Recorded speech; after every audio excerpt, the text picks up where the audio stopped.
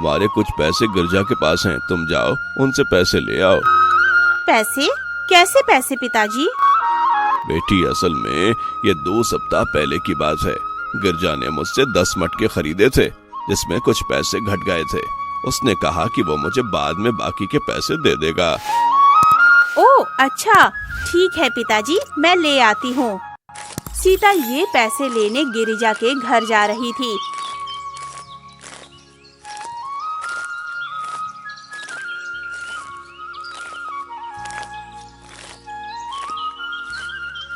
कि उसे रास्ते में माला दिखाई दी। अरे सीता, तुम यहाँ इधर कहाँ जा रही हो? हाँ माला, मैं गिरिजा काका के घर जा रही हूँ। पर किस लिए?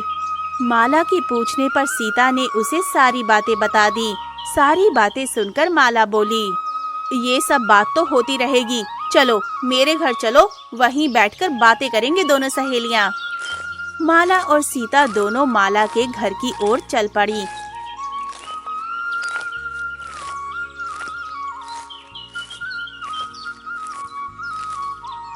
घर पहुंचकर दोनों बैठकर आपस में बातें कर ही रही होती हैं कि वहाँ एक छोटी बच्ची आई। दीदी दीदी। अरे चुटकी, तुम यहाँ, क्या हुआ? दीदी, मुझे कहीं काम करके कुछ पैसे कमाना है, क्या आप मुझे अपने घर पर काम पर रख सकती हो? क्या काम? अभी तुम्हारी उम्र स्कूल जाकर पढ़ने की है, ना कि किसी के घर में काम करने की।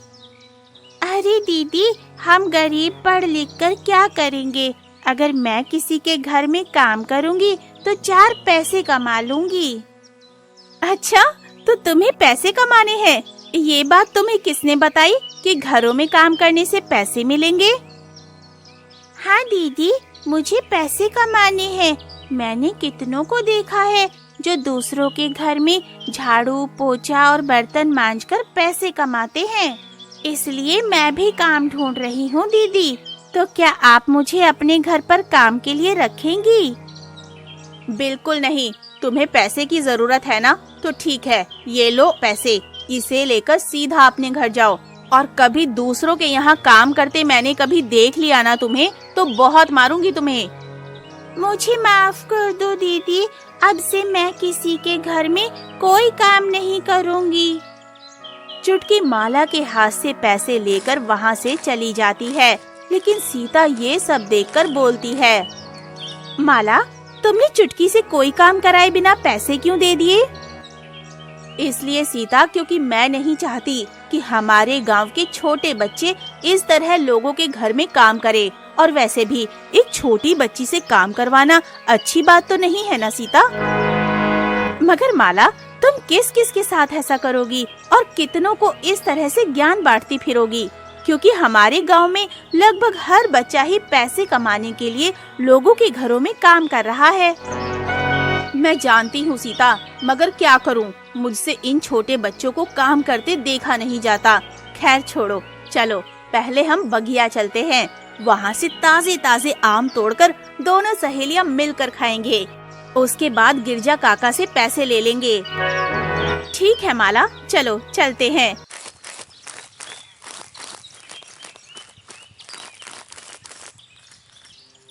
और फिर कुछ ही देर में वो दोनों बगिया पहुंची, जहाँ पर उन्होंने कुछ ऐसा देखा कि उनकी आंखें फटी की फटी रह गईं। माला, क्या तुम भी वही देख रही हो जो मैं देख रही हूँ? हाँ सीता, मैं भी वही देख रही हूँ। माला, ये गांव के लोग ऐसा कैसे कर सकते हैं? हाँ सीता, यही तो मैं भी सोच रही हूँ, गांव के लोग पागल तो नहीं हो गए हैं। चलो चल के हम उन्हें रोकते हैं। माला और सीता ने देखा कि गांव के कुछ लोग अपनी बेटी को दुल्हन बनाकर उसका विवाह एक पेड़ से करा रहे थे। माला और सीता वहां पहुंचकर बोलती हैं, काका, ये आप क्या कर रहे हैं? अरे माला बेटी, तुम यहाँ, अच्छा किया जो तुम आ गई। आज सुंदरी का विवाह है ना? विवाह? मगर किससे? इस पीपल के पेड़ से। काका, ये आप क्या कर रहे हैं? भला इस पेड़ से सुंदरी का विवाह कैसे हो सकता है? इससे तो सुंदरी का जीवन बर्बाद हो जाएगा। बेटी, असल में सुंदरी मांगलिक है, इसलिए जब तक ये कुंवारी हमारे घर में रहेगी हमारे घर में मुश्किलें आती रहेंगी। इसलिए हमने अपने गुरु जी के कहने पर इसका विवाह इस पेड़ से कराने का सोचा। काका, ये कैसी बात हुई? मतलब कि ये हमेशा इस पेड़ की पत्नी बनकर रहेगी? हाँ बेटी, सुंदरी की किस्मत में यही लिखा हुआ है। हम क्या कर सकते हैं? भगवान का लिखा हुआ हम थोड़ी बदल सकते हैं। माला और सीता ये बात हैरानी से सुन रही थीं, जबकि गांव के वो लोग अंधविश्वास में आकर सुंदरी का विवाह उस पेड़ से कराने में लगे थे। माला और सीता चाहकर भी कुछ ना कर पाई और वहां से आ गई।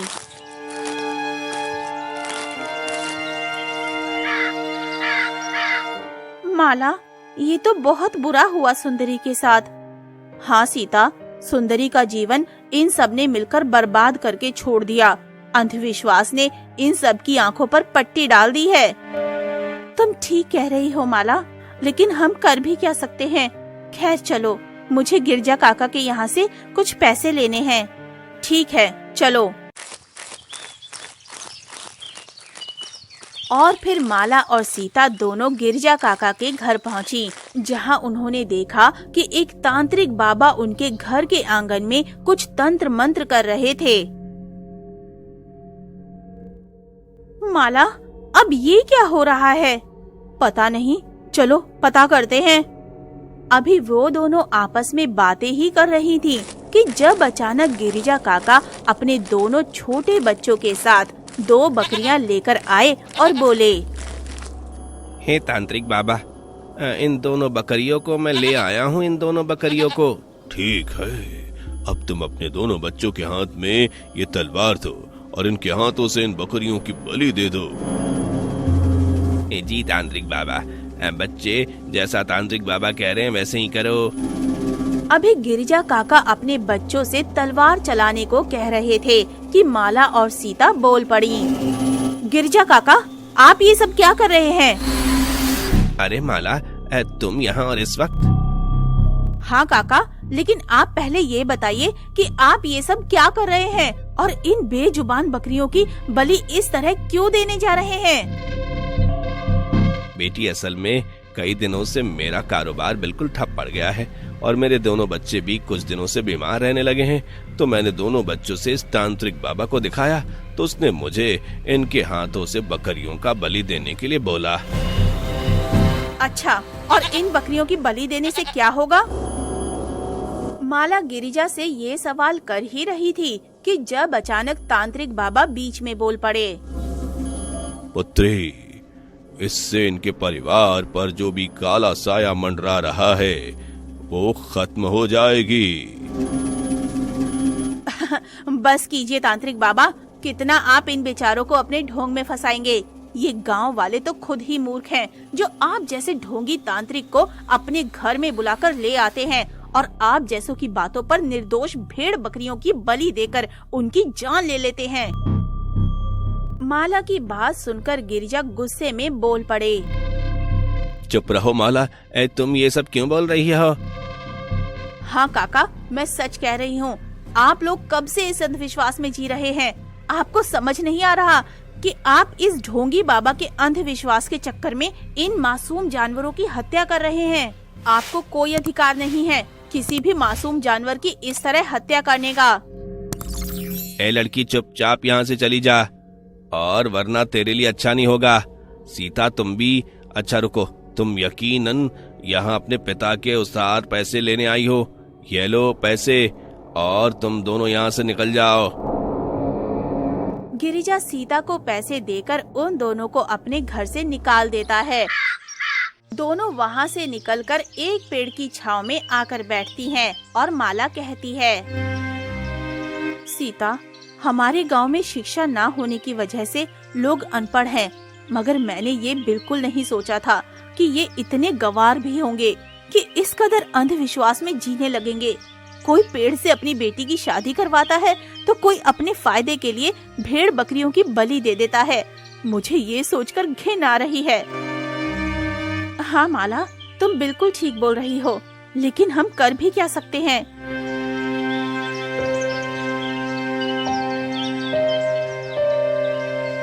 सीता, हम बहुत कुछ कर सकते हैं और अब इस तरह चुप रहकर नहीं। हम दोनों मिलकर अपने गांव में किसी तरह पहले तो शिक्षा का माध्यम खुलवाएंगे ताकि लोगों में शिक्षा को लेकर जागरूकता पहुंचे। तुम बिल्कुल ठीक कह रही हो, मगर ये होगा कैसे? इस मामले को हल करने के लिए हमें अपने सरपंच जी की मदद लेनी होगी। ठीक है, तो फिर हमें उन्हीं के पास चलना होगा।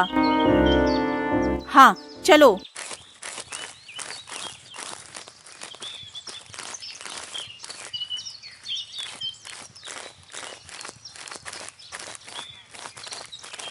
और फिर माला और सीता दोनों सरपंच जी के पास जा पहुंची। अरे माला और सीता, तुम दोनों यहाँ, क्या बात है बेटी? जी सरपंच चाचा, वो असल में हमें आपसे कुछ बात करनी थी। हाँ बेटी, क्या कहना चाहती हो तुम दोनों?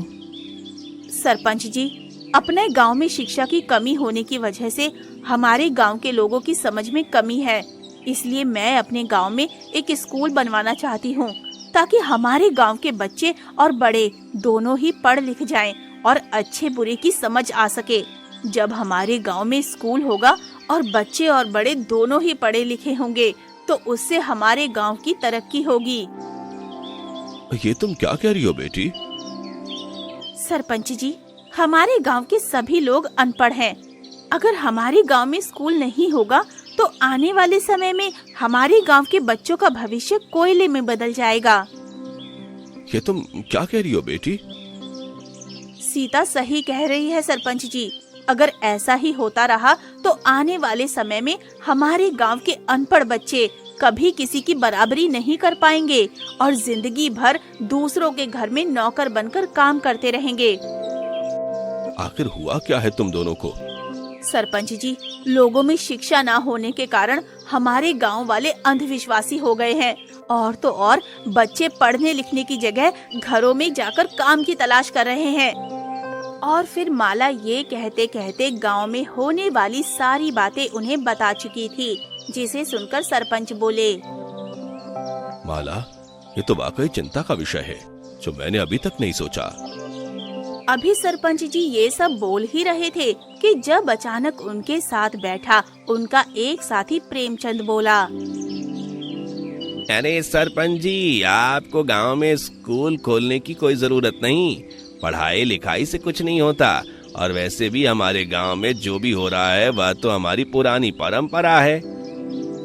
प्रेमचंद एकदम चतुर और मक्कार इंसान था जो सरपंच के दोस्त होने का फायदा उठाकर सरपंच से किसी न किसी बहाने से पैसे मांगकर ले जाता था। मगर प्रेमचंद, माला बिल्कुल ठीक कह रही है। हमारे गांव में शिक्षा की कमी होने से हमारे गांव के छोटे छोटे बच्चे पढ़ने लिखने के उम्र में घर घर जाकर काम तलाश रहे हैं। अगर मगर कुछ नहीं सरपंच जी, गांव से स्कूल बनाने में बहुत पैसे लगेंगे और इन दोनों के बात पर आपको फोकट में अपने पैसे बर्बाद मत कीजिए। आप अपने पैसे अपने में लगाइए, कोई फायदा नहीं होगा स्कूल बनाने से। इस गांव के लोग गंवार हैं और गंवार ही रहेंगे, चाहे स्कूल हो या ना हो। प्रेमचंद की बातें सुनकर माला को बहुत गुस्सा आया, पर वो चुपचाप सुन रही थी। प्रेमचंद, गांव के भलाई के लिए एक स्कूल खुल जाए तो अच्छा ही होगा। वैसे भी गांव के विकास के लिए आए हुए कुछ पैसे बचे हुए हैं, उसी से स्कूल का काम शुरू करवा देते हैं। प्रेमचंद मौके का फायदा उठाते हुए बोल पड़ा, मित्र सरपंच, बातों बातों में मैंने आपको बताया ही नहीं।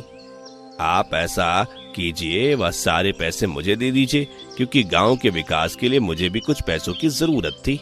जो कुछ मैंने सोचा है, अगर वह सब हमारे गांव में हो जाए तो फिर देखिएगा आपकी कैसी वाहवाही होगी। प्रेमचंद ने माला की स्कूल की बात से भटकाकर अपनी बात सरपंच जी को इतने अच्छे तरीके से समझाई कि सरपंच जी ने भी बिना सोचे समझे गांव के विकास का सारा पैसा प्रेमचंद को दे दिया।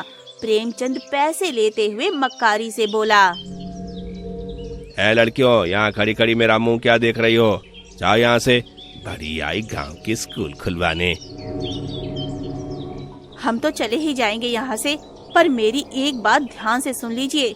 इस गांव में स्कूल तो खुलकर ही रहेगा, उसके लिए मुझे कुछ भी करना पड़े।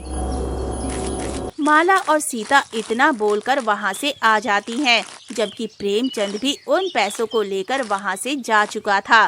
कुछ देर बाद, माला, तुम इतनी आसानी से कैसे हार मान सकती हो? तुम्हें पता होना चाहिए, प्रेमचंद एक मक्कार इंसान है। उसने हर बार सरपंच जी से पैसे लेकर गांव के लिए कुछ भी नहीं करवाया है। तुम्हें किसने कहा कि मैं हार मान गई हूँ? मैं तो अब बताऊंगी उस प्रेमचंद के बच्चे को। उसे लगता है कि दुनिया में एक वही चालाक है, लेकिन उसे ये नहीं पता कि उसने माला से पंगा लिया है। उसको नानी ना याद दिलवाई तो मेरा नाम माला नहीं। तो अब हम क्या करेंगे माला? अभी 2 दिन कुछ मत करो, जो भी करेंगे 2 दिन बाद करेंगे। ठीक है माला, तो मैं 2 दिनों के बाद तुमसे मिलती हूँ। सीता तो चली गई, पर माला अभी भी प्रेमचंद के बारे में ही सोच रही थी।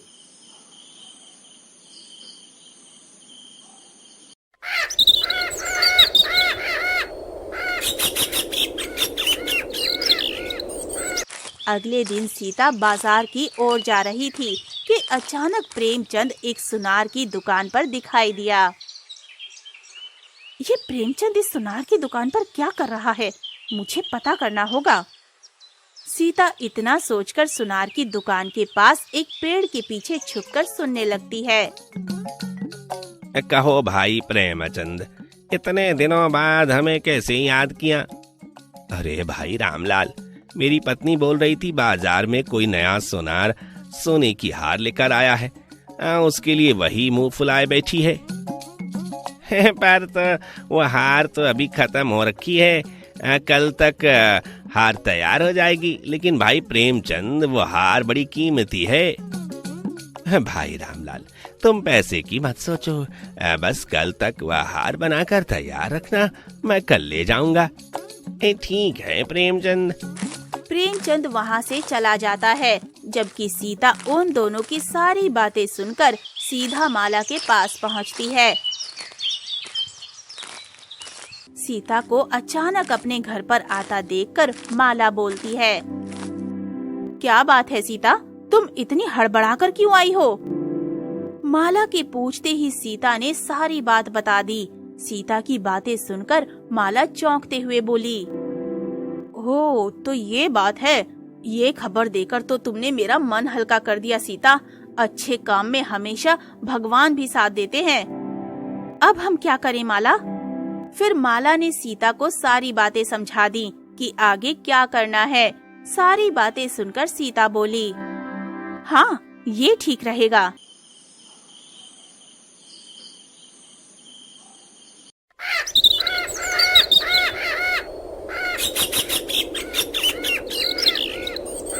अगले दिन माला और सीता दोनों सुनार की दुकान के सामने वाले पेड़ के पीछे छुप गईं और देखने लगी कि कुछ ही पल के बाद वहाँ प्रेमचंद आया।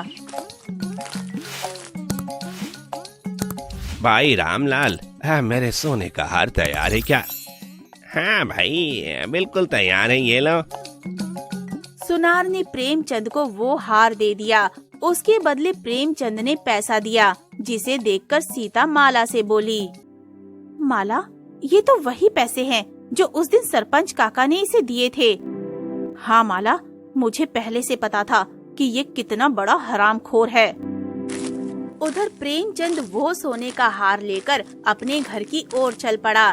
दूर खड़ी सीता और माला दोनों गुस्से से पागल हो रही थीं। माला सीता के कान में कुछ बोलती है, जिसे सुनकर सीता तुरंत वहाँ से भाग जाती है। माला भी प्रेमचंद के पीछे उसके घर तक आ गई और उन दोनों की बातें सुनने लगी। हमारी शादी की सालगिरह आने वाली है ना, तो तुमने मुझसे हार मांगा था। ये लो असली सोने का हार। माला प्रेमचंद की बातें खिड़की के पीछे से सुन ही रही थी कि सीता सरपंच को लेकर वहाँ आ गई। क्या, सोने का हार? हाँ बाबा, सोने का हार। कुछ ही दिन पहले तो आपने कहा था कि आपके पास पैसे नहीं है और आज ये सोने का हार। क्या मैं जान सकती हूँ कि आखिर इतने सारे पैसे आपके पास आए कहाँ से? बस उन अनपढ़ मूर्ख सरपंच को बेवकूफ बनाया और गांव के विकास के नाम पर उस अनपढ़ मूर्ख से सारे पैसे हड़प लाया। जब तक इस गांव में इस तरह के मूर्ख लोग रहते हैं तब तक पैसों की कोई कमी नहीं होने वाली मुझे। और तो और इस मूर्ख गांव वाले गांव में एक चतुर लड़की माला है, वो चली है इस गांव को सुधारने, गांव में स्कूल खुलवाने, जो कि मैं होने नहीं दूंगा। प्रेमचंद हंसते हुए अपनी पत्नी को ये सब बता ही रहा था कि अचानक सरपंच माला और सीता प्रेमचंद के पास पहुँचे। वाह प्रेमचंद वाह, गांव वालों की तरह तूने भी सरपंच जी को मूर्ख ही समझ लिया है, पर इस बार तुम्हारा पाला माला से पड़ा है और अभी तक इस दुनिया में कोई भी माई का लाल पैदा नहीं हुआ जिसकी चालाकी माला ना पकड़ पाए। प्रेमचंद, मैंने तुम्हें अपना सबसे पुराना मित्र मानकर तुम पर विश्वास करके अपने गांव के विकास का पैसा तुम्हें दिया और तुमने मुझे ये धोखा दिया। ऊपर से गांव वालों को इस नजरिए से देखते हो। धिक्कार है तुम पर और तुम्हारी सोच पर। अपनी चोरी पकड़े जाने पर प्रेमचंद शर्मिंदगी से बोला, सरपंच जी, मुझे माफ कर दीजिए, आइंदा मुझसे ये गलती नहीं होगी। गलती तो बहुत हो गई, अब तुम्हें इस गांव में हम रहने नहीं देंगे।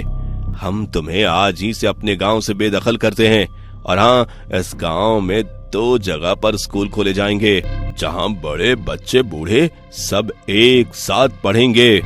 इसके लिए हमारे घर बार ही क्यों ना बेचना पड़े मुझे। आपका बहुत बहुत धन्यवाद सरपंच जी। अब देखिएगा, लोग जब शिक्षा ग्रहण करेंगे तो उनके अंदर से ये अंधविश्वास जैसी गंदगी बाहर निकल जाएगी और इस तरह के ठग का मुंह भी काला हो जाएगा।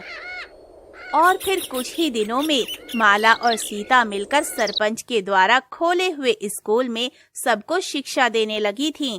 अगले दिन दोनों भोर होने के साथ ही हवेली से निकल पड़े। भाग्यवान, जल्दी जल्दी कदम बढ़ाओ, पता नहीं बच्चे किस हालत में होंगे। दोनों उदास होकर अपने गांव की ओर जा रहे थे, तभी बिरजू के कान में एक आवाज सुनाई दी। ए भाई बिरजू, तुम उदास क्यों हो? अरे, किसने पुकारा मुझे? उसकी आवाज सुनते ही बिरजू इधर उधर देखने लगा।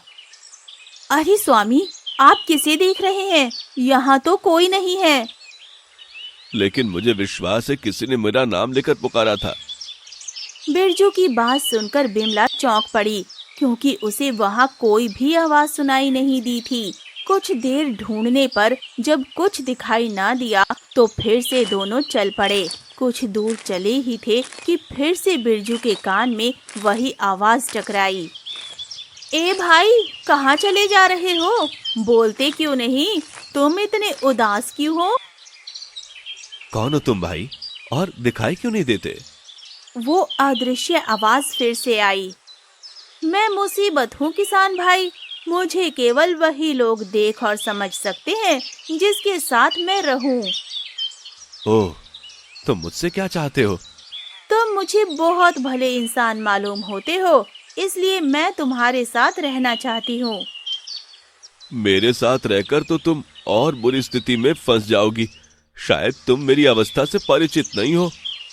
फिर बिरजू ने उस अदृश्य मुसीबत को अपनी बुरी स्थिति के बारे में सारी बात बता दी। सब कुछ सुन लेने के पश्चात अदृश्य मुसीबत बोली, मेरी चिंता मत करो किसान भाई, तुम जैसे व्यक्तियों के साथ रहकर ही मुझे आनंद प्राप्त होता है। अच्छा, यदि ऐसी बात है तो मुझे कोई आपत्ति नहीं। दुख तो मेरे साथ रहता ही है, तुम भी साथ रह लो।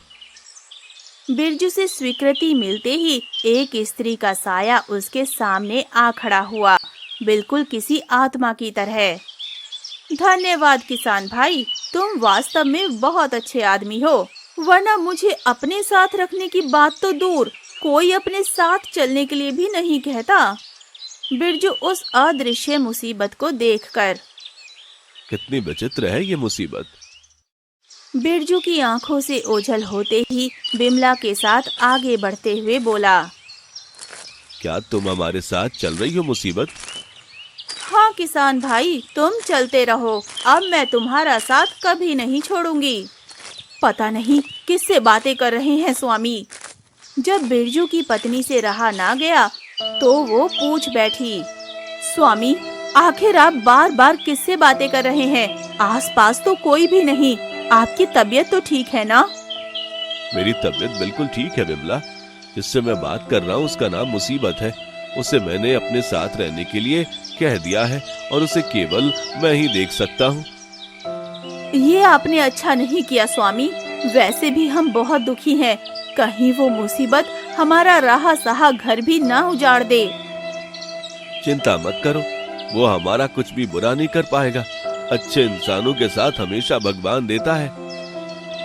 अपने पति की बात सुनकर बिमला खामोश हो गई। घर पहुंचकर बिमला पड़ोसी से अपने बच्चों को लाकर खाने का प्रबंध करने लगी, लेकिन घर में था ही क्या जो वो कुछ बना पाती। सुनो जी, घर में राशन के नाम पर कुछ भी नहीं है।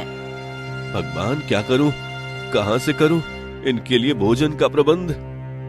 सुनो जी, अब सोचते ही रहोगे या इनके खाने के लिए कुछ इंतजाम भी करोगे?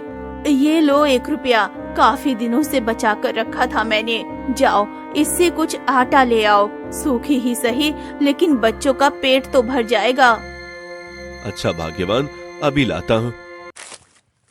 बिरजू 1 रुपया लेकर बाजार की ओर चल दिया। चलते चलते सोच रहा था, ना जाने कब मिलेगा इन दुखों से छुटकारा।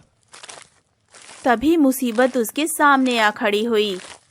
क्यों भाई बिरजू, ये उदास उदास कहाँ जा रहे हो?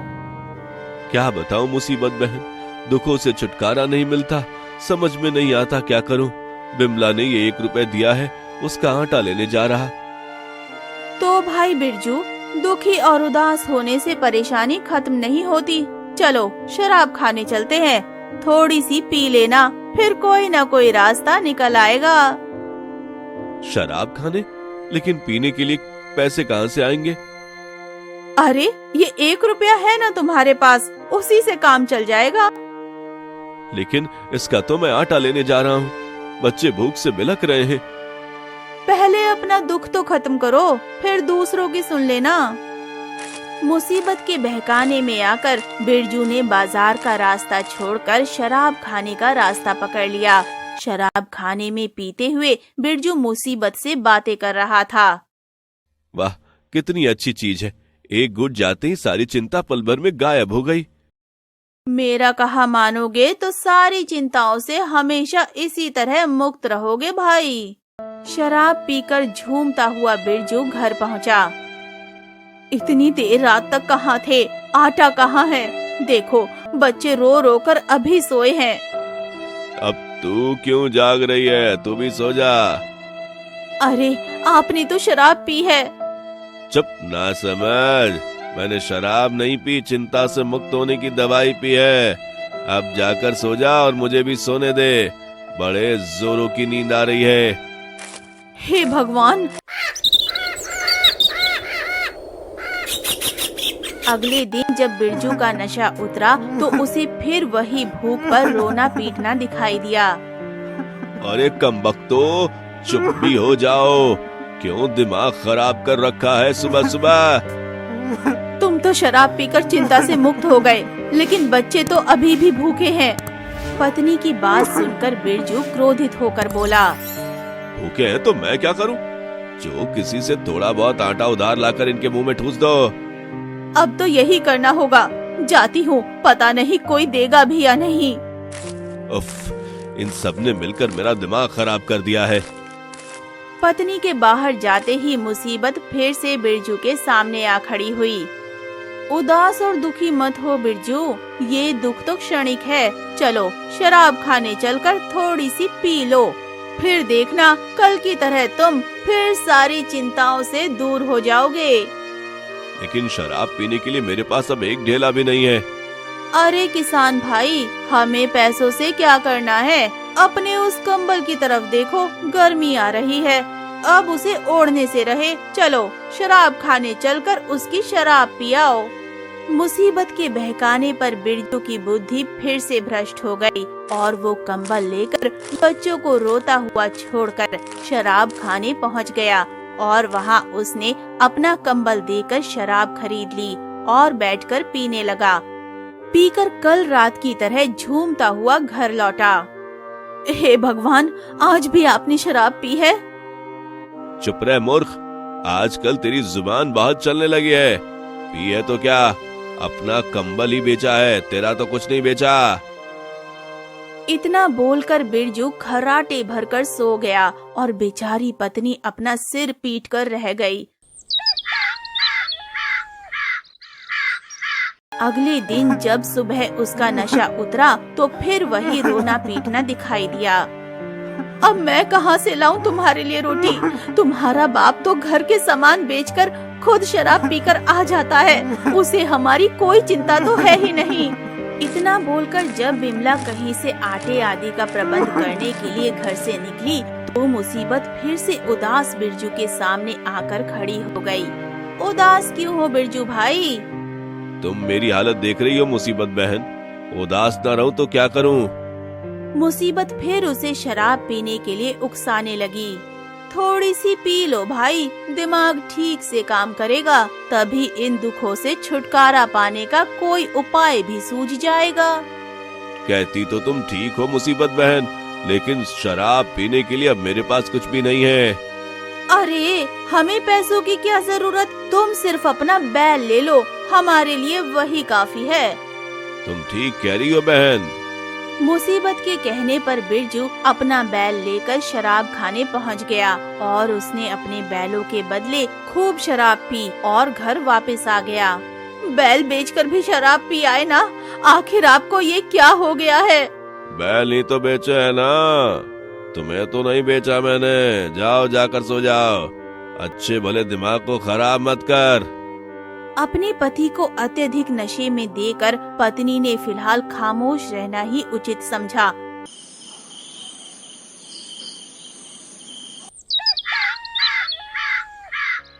परंतु अगले दिन सुबह जब उसका नशा उतरा, शर्म आनी चाहिए आपको। यदि शराब पीने की यही लत लगी रही तो एक दिन ये घर बार सब बिक जाएगा। मुझे माफ कर दो बिमला, सचमुच मैंने बहुत मूर्खता की है। मैंने ना चाहते हुए भी मुसीबत पकड़कर वहाँ ले गई और ये सब मुसीबत का किया धरा है।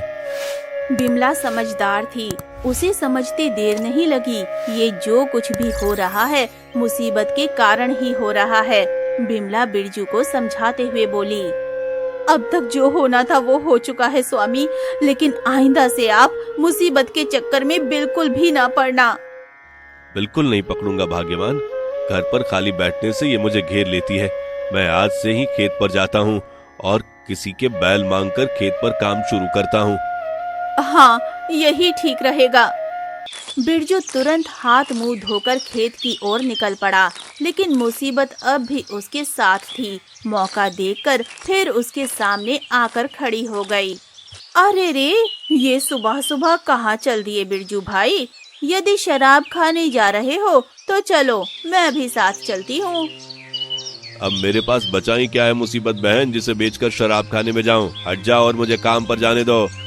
काम पर जाकर क्या होगा बिरजू भाई? शराब पीने से सारी चिंताएं खत्म हो जाती हैं। तुम सब देख ही रही हो मुसीबत बहन, मैं कंगाल हो चुका हूँ, कुछ भी तो नहीं बचा हमारे पास। अब ईश्वर के लिए मेरा पीछा छोड़ दो। कैसी बातें करते हो बिरजू भाई? तुम जैसे अच्छे आदमी का साथ छोड़कर मैं कहाँ जा सकती हूँ? कौन देगा मुझे पनाह? परंतु मेरे पास तो शराब ही और देखने के लिए भी कुछ नहीं बचा। उसकी चिंता तुम मत करो, शराब के लिए धन का प्रबंध मैं करूँगी। जैसा मैं कहती हूँ तुम वैसा करो। अब क्या करना होगा मुझे? तुम कुछ समय के लिए अपने पड़ोसी से उसकी गाड़ी और बैल मांग लो, फिर देखो मेरा कमाल। ओह, लगता है ये मुझे गिरवी रखकर मानेगी। परंतु बिरजू मुसीबत का कहा टाल नहीं सका और अपने पड़ोसी के पास पहुंचा। भैया, मुझे कुछ समय के लिए अपनी बैलगाड़ी दे दो, उसके बदले सप्ताह भर में मुफ्त में तुम्हारा काम करूंगा। अरे भाई बिरजू, अब ना खेत है तुम्हारे पास और ना घर बार, सब कुछ तो तुमने शराब की बेच चढ़ा दी। अब क्या मेरी बैलगाड़ी भी बेचकर शराब पीने का इरादा है? नहीं नहीं, ऐसा मत कहो भाई, मैं तो सिर्फ जंगल से लकड़ियां काटने जा रहा हूँ ताकि बच्चों के लिए भोजन का प्रबंध कर सकूं। पड़ोसी को उसकी बातें सुनकर दया आ गई। यदि ऐसी बात है तो ले जाओ, लेकिन 2 बातें ध्यान रखना। एक तो गाड़ी पर ज्यादा बोझ मत लादना, दूसरा उसे बेचकर या गिरवी रखकर शराब मत पीना। विश्वास रखो भाई, ऐसा कुछ नहीं होगा। बस कुछ ही समय बाद आपकी बैलगाड़ी लौटा जाऊंगा। बिरजू पड़ोसी की बैलगाड़ी लेकर जैसे ही आगे बढ़ा कि मुसीबत लपक कर उस पर बैठ गई और बोली, उत्तर दिशा की ओर गाड़ी ले चलो बिरजू भाई। उत्तर की ओर? वहाँ तो भयानक जंगल है। अब तुम क्या मुझे डाकुओं से मरवाना चाहती हो? अरे नहीं नहीं, तुम तो बेकार में मुझसे भयभीत हो रहे हो। मैं तो तुम्हारे लिए धन का प्रबंध करने जा रही हूँ। तुम चलो तो सही, फिर देखना। मजबूरी में बिरजू ने बैलगाड़ी को उत्तर दिशा में हाँकते हुए कहा। चल तो रहा हूँ मुसीबत बहन, लेकिन आगे जाकर गाड़ी जंगल की बजाय शराब खाने की ओर मत मुड़वा देना। चिंता मत करो किसान भाई, आज तुम्हें भी मालूम हो जाएगा कि मैं तुम्हारा कितना ख्याल रखती हूँ। मैं तुम्हें इतना धन दिलवा दूंगी कि फिर शराब और जुए के लिए तुम्हें कभी कोई कमी नहीं रहेगी। कुछ देर चलने के बाद जंगल में तो हम आ पहुँचे।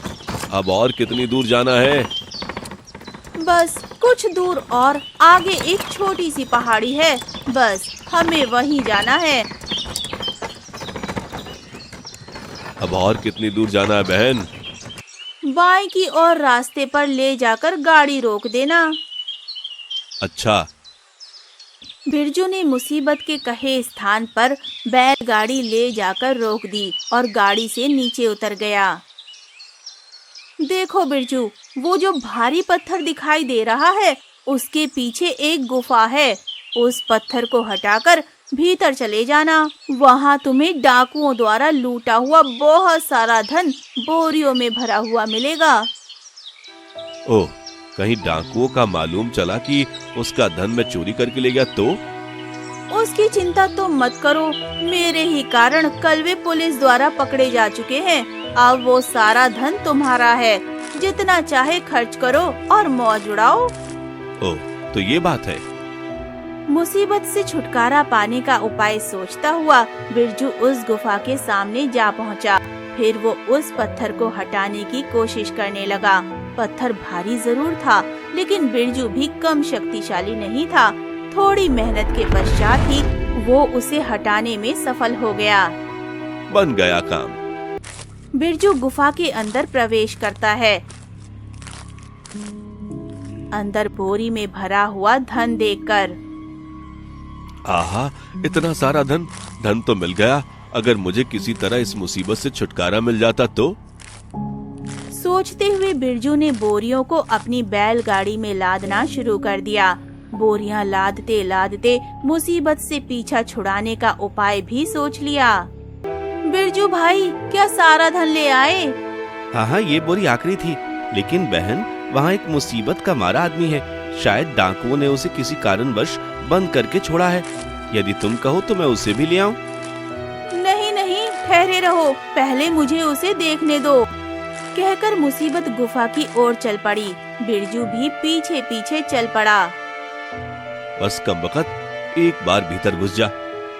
गुफा के भीतर पहुंचकर मुसीबत ने चारों तरफ देखा, लेकिन वहाँ किसी को ना पाकर वो आश्चर्य से बिरजू को पुकारते हुए बोली, अरे किसान भाई, यहाँ तो कोई नहीं है। तुम तो कह रहे थे। वह उस तरफ अंधेरे में है, जरा और आगे बढ़ो मुसीबत बहन। मुसीबत जैसे ही गुफा की ओर भीतर गई तो मौके की तलाश में खड़े बिरजू ने झट से बाहर निकलकर गुफा के मुख पर भारी पत्थर चढ़ा दिया। अरे अरे किसान भाई, तुम ये क्या कर रहे हो? आज से तुम यहीं रहोगी मेरी प्यारी मुसीबत बहन। आज से तुम किसी पर भी सवार नहीं हो सकती, ना किसी का घर बर्बाद कर पाओगी। पत्थर हटाओ बिरजू, मुझे बाहर निकालो। मैं तुमसे वादा करती हूँ कि आइंदा तुम्हें कभी नहीं सताऊंगी। माफ करना मुसीबत बहन, अब मैं और मूर्ख नहीं बन सकता। तुम्हारी जगह अब यही है। बिरजू धन से भरी बोरियों को लेकर घर पहुंचा, जिसे देखकर बिमला बोली, अरे ये बैलगाड़ी और इस पर लदी बोरियां किसकी हैं जी? हरी भाग्यवान, जरा सांस तो लेने दे, फिर सब कुछ बता दूंगा। सारी बोरियों को घर में रखकर बिरजू ने अपनी पत्नी को सारी बातें बता दी। और बिमला, मैं उस मुसीबत को उसी गुफा में बंद कर आया हूँ। अब जिंदगी भर हमें किसी चीज की कोई कमी नहीं रहेगी। हे ईश्वर, तेरा लाख लाख शुक्र है। फिर बिरजू ने पड़ोसी की बैलगाड़ी कुछ धन के साथ लौटा दी। उसके बाद बिरजू ने सूझबूझ से धीरे धीरे पैसा लगाकर व्यापार करना आरंभ किया। व्यापार में उसे काफी लाभ हुआ और कुछ ही महीनों में उसने अपने लिए गांव में ही एक शानदार हवेली तैयार करवा ली और अपनी बीवी बच्चों के साथ उसमें रहने लगा। कुछ दिनों के बाद जब बड़े भाई बलदेव के कानों में बिरजू के धनवान होने की बात पड़ी, तो एक दिन वो वास्तविकता जानने के लिए उसके घर पहुंचा। ये मकान बिरजू का है? नहीं नहीं, मुझे कुछ विश्वास नहीं हो रहा। तभी बाहर निकलते हुए बिरजू की दृष्टि बलदेव पर पड़ी। अरे भैया, आप आइए आइए, पधारिए मेरे छोटे घर में। बिरजू अपने बड़े भाई को आदर सहित भीतर ले आया। भीतर बड़े बड़े धनवान बैठे थे। उन्हें देखकर बलदेव चकित हो उठा।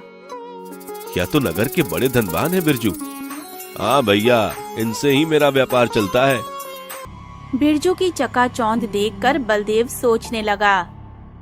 आश्चर्य है, इतना सब कुछ बिरजू को कहाँ से प्राप्त हो गया? कुछ दिन पहले तो बिरजू कंगाल था। ये रहस्यमय बात मुझे मालूम करनी चाहिए। बिरजू ने अपने भैया को टोकते हुए कहा। भैया, आप किस सोच में पड़ गए? कुछ नहीं बिरजू, तुम कितने अच्छे और सच्चे हो। तुम अपने धनवान होने का राज मुझे नहीं बताओगे? बिरजू बहुत भोला था। बिरजू ने बलदेव को सब कुछ सच सच बता दिया। अच्छा भैया, आप आराम कीजिए, मैं काम करके थोड़ी देर में वापस आता हूँ। बिरजू तो वहाँ से चला गया, परंतु बलदेव के दिमाग में अभी भी कुछ चल रहा था। यदि मैंने किसी तरह मुसीबत को फिर से गुफा से आजाद कर दिया, तो वह बिरजू के पास फिर से जाएगी और उसे कंगाल बना देगी। तब बिरजू फिर से मुझे आंख नहीं मिला पाएगा। ईर्ष्या की आग में जलता बलदेव उसी जंगल में मौजूद पहाड़ी गुफा में जा पहुंचा। अब देखूंगा कि वो कितना बड़ा धनवान है। बलदेव ने गुफा के मुख पर रखा पत्थर हटा दिया। पत्थर हटाते ही मुसीबत बलदेव के सामने आ खड़ी हुई। मैं उस स्वार्थी बिरजू का भाई हूँ प्यारी मुसीबत बहन, जो तुम्हें यहाँ बंद करके गया है। अब तुम आजाद हो, जाओ जाकर उससे बदला लो और उसे बर्बाद कर डालो। नहीं भले आदमी, अब मैं उसके पास दोबारा नहीं जाऊंगी, वरना वो मुझे फिर से किसी संकट में डाल देगा।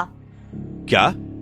तुमने मुझे बाहर निकाला है, ए अच्छे भाई, जबकि तुम्हारे दुष्ट भाई ने तो मुझे मार डालने में कोई कसर नहीं छोड़ी थी। तुमने मेरी मदद की है, इसलिए अब मैं हमेशा तुम्हारे साथ ही रहूंगी। हाय, मैं मर गया। और कुछ ही महीनों में मुसीबत ने बलदेव को सेठ से भिखारी बनाकर छोड़ दिया।